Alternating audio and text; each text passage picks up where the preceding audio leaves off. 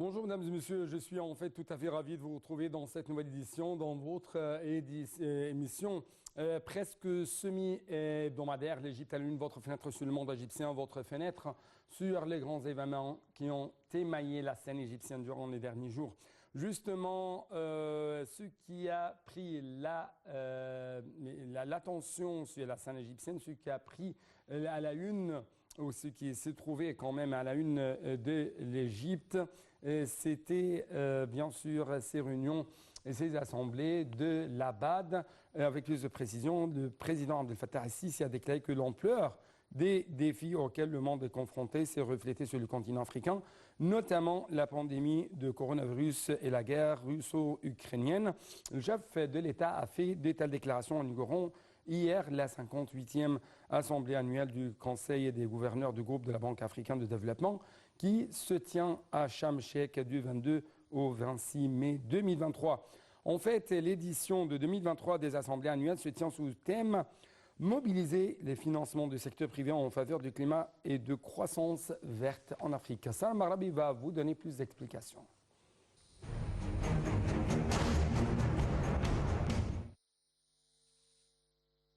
Le président Abdel Fattah el-Sisi a prononcé une allocution à l'occasion du lancement des travaux des assemblées annuelles du groupe de la Banque africaine de développement accueilli par l'Égypte à Sharm el-Sheikh.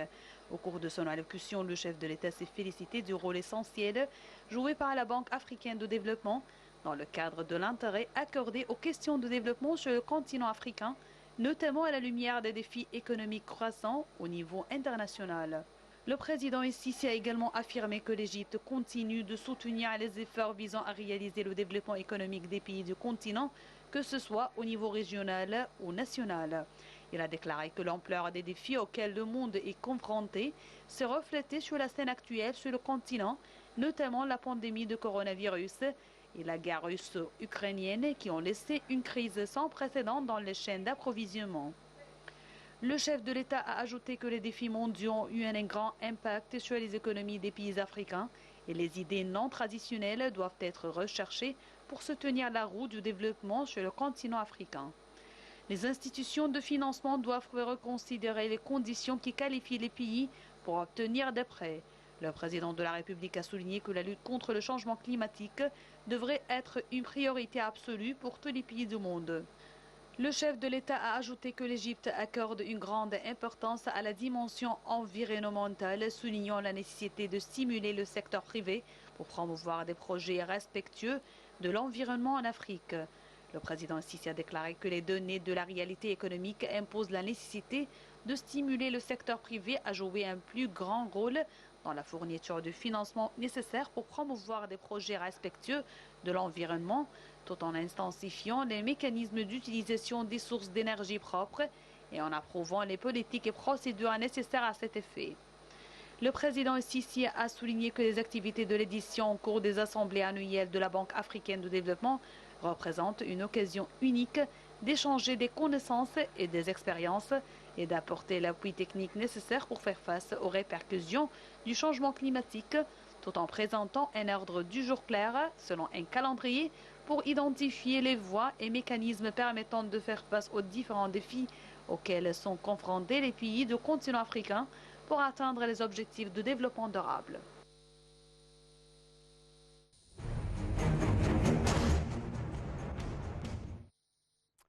En marge des réunions du groupe de la Banque africaine de développement, le président égyptien Abdel Fattah el-Sisi a eu une série d'entretiens avec un nombre de chefs et des dirigeants de l'Union africaine. Les entretiens ont porté sur la priorité de la présidence égyptienne actuelle du NEPAD qui s'étend de 2023 jusqu'en 2025 et qui vise au développement de l'Union africaine. Les détails tout de suite.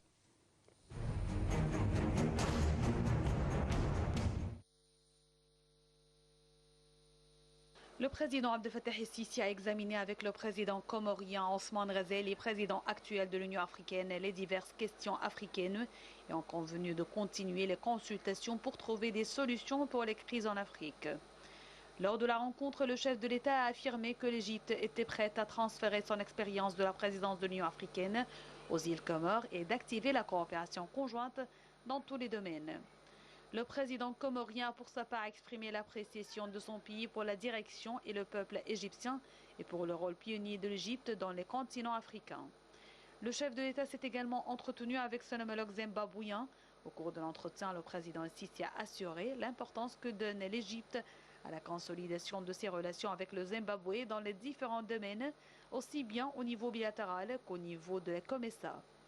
De son côté, le président zimbabwéen a souligné que son pays aspire à renforcer les cadres de coopération conjointe avec l'Égypte dans plusieurs domaines, valorisant le rôle axial du président Sisi dans l'interprétation des questions africaines dans le cadre du développement du continent et de la préservation de la paix et de la sécurité. Le chef de l'État a en outre examiné avec le Premier ministre burundais le dossier des Grands Lacs, l'Afrique de l'Est et le bassin du Nil. Le président Sisi s'est également entretenu avec la secrétaire générale de la COMESA sur les priorités de l'Égypte en tant que présidente actuelle de la COMESA, citant entre autres la consolidation des chaînes d'échanges commerciaux régionaux entre les pays de la COMESA, le développement de la complémentarité industrielle et la coopération dans le domaine de la transformation numérique. Ils ont passé en revue la transmission de la présidence de la COMESA de l'Égypte à la Zambie dans le but de réaliser l'intégration régionale.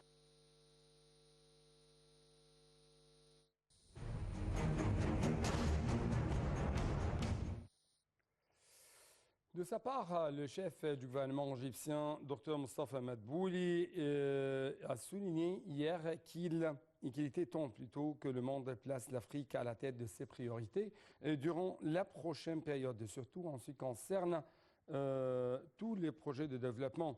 Madbouli a tenu ses propos lors d'une intervention durant sa participation à la séance du dialogue présidentiel de haut niveau sur la structure des systèmes monétaires mondiaux, le rôle des institutions multipartites chargées de développement, tenu en marge des travaux de la 58e Assemblée annuelle du Conseil des gouverneurs du banque, ou plutôt du groupe de la Banque africaine de développement qui se tient actuellement en Sharm el-Sheikh.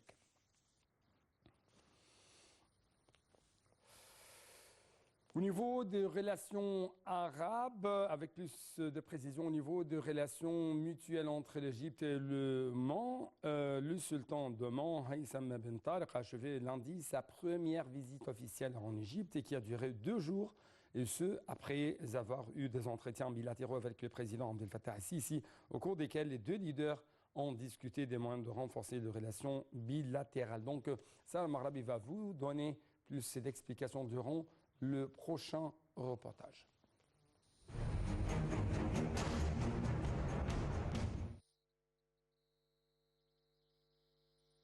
Le président Abdel Fattah el-Sisi a salué les relations d'amitié historiques entre l'Égypte et le sultanat d'Oman qui se sont formées au cours de décennies de solidarité et d'unité face aux crises et aux défis, affirmant l'attachement de l'Égypte à promouvoir ses rapports distingués d'une manière qui réalise l'intérêt des 2 peuples et de toute la nation arabe. Le président Sisi s'exprimait lors de l'entretien avec le sultan Haitham Ben Tariq Al Saïd, sultan d'Oman, au palais d'Al-Ittihadiyya.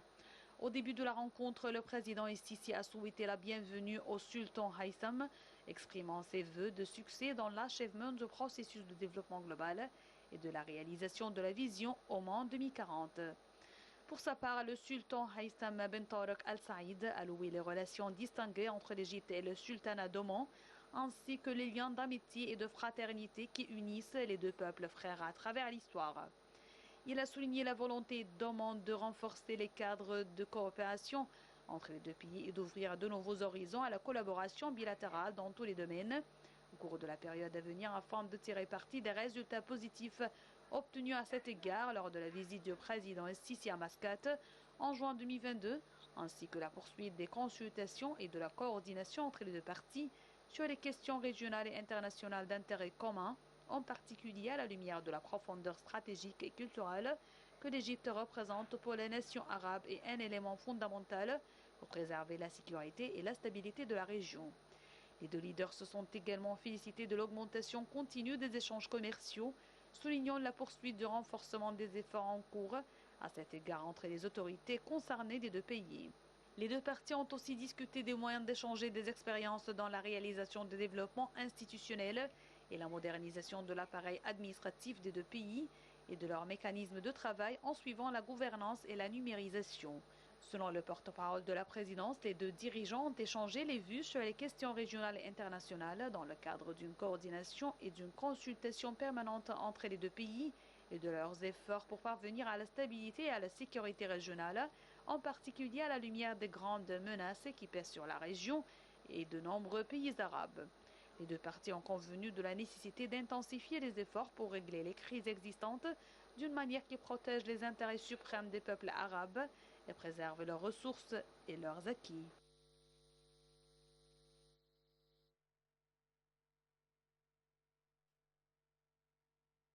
Plan local, le Premier ministre Dr Mostafa Madbouli a tenu lundi une réunion en présence de chefs de l'autorité égyptienne pour les achats unifiés UPA, M. Bahaeddin Zidane, et ce afin d'assurer le suivi d'un certain nombre de dossiers de travail de l'autorité.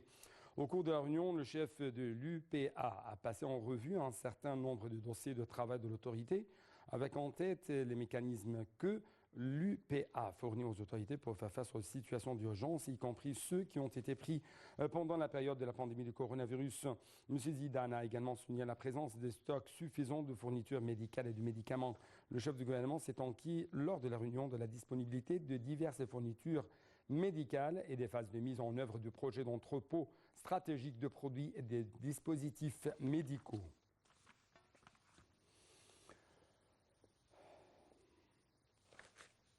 La deuxième séance du volet économique du dialogue national a démarré hier.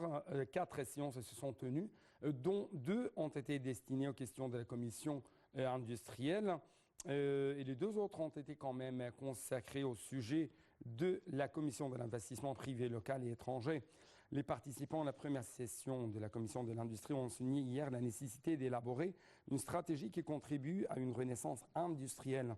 Ils ont également souligné la nécessité de soumettre des propositions concrètes pour le développement de l'industrie. En ce qui concerne la session de l'investissement, les représentants des partis ont appelé à créer un climat d'investissement afin de faciliter les procédures devant les investisseurs.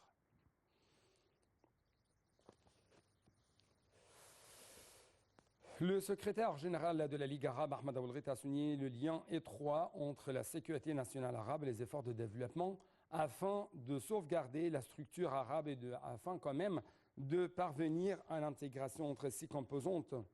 Aboulghait s'est exprimé lors de sa participation à l'inauguration de la conférence et à l'exposition de l'économie numérique Seamless Middle East 2023 à Dubaï, aux Émirats arabes unis, sur le parrainage en présence du vice-premier ministre et ministre de l'Intérieur des EAU, Cheikh Saïf bin Zayed Al Nahyan.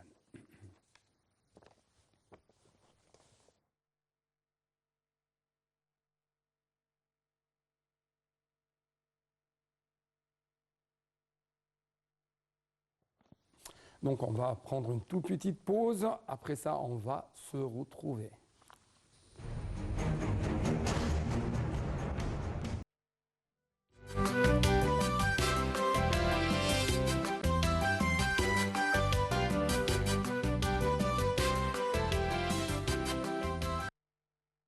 L'appel à la prière de midi ou de Zohr selon l'heure locale du Caire. Et maintenant, c'est notre tournée dans le monde du tourisme, dans le monde des monuments ici en Égypte.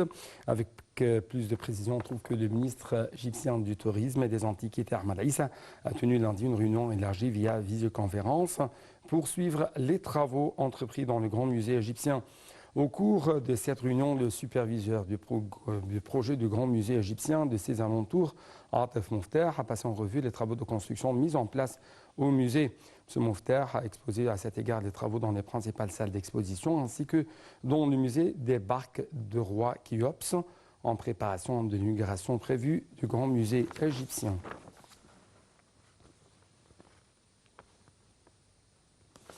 Le ministre du Tourisme et des Antiquités discute avec la directrice du bureau régional de l'UNESCO au Caire, Nouria Assanz, des moyens de renforcer la coopération bilatérale dans le domaine archéologique.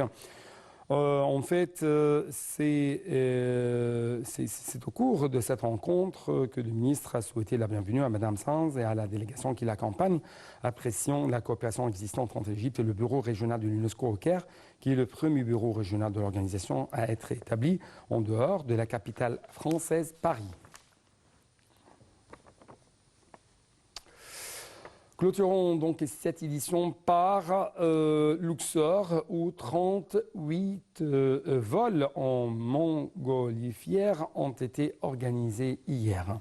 En fait, selon les déclarations du représentant de l'Union des compagnies de montgolfière dans le gouvernorat, 38 vols en montgolfière ont transporté 800 touristes de diverses nationalités qui profitaient d'une nature charmante et des temples. Il a ajouté que toutes les sociétés de montgolfière respectent les instructions de l'aviation civile qui préservent plutôt la sécurité et la sûreté des passagers. C'est ainsi, chers téléspectateurs, nous arrivons à la fin de cette édition, à la fin de notre tournoi dans le monde de l'Égypte. C'est pourquoi permettez-moi de vous remercier infiniment et je dois vous dire toujours bon moment sur la TV internationale et à la prochaine.